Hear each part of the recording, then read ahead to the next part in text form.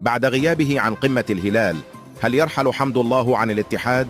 تحدثت تقارير إعلامية خلال الساعات الماضية عن إمكانية رحيل الدولي المغربي عبد الرزاق حمد الله عن فريقه الاتحاد السعودي. وغاب حمد الله عن التشكيلة الأساسية التي خاضت مساء السبت المباراة ضد الهلال في ربع نهائي كأس الملك سلمان للأندية. ماذا قال مدرب الاتحاد؟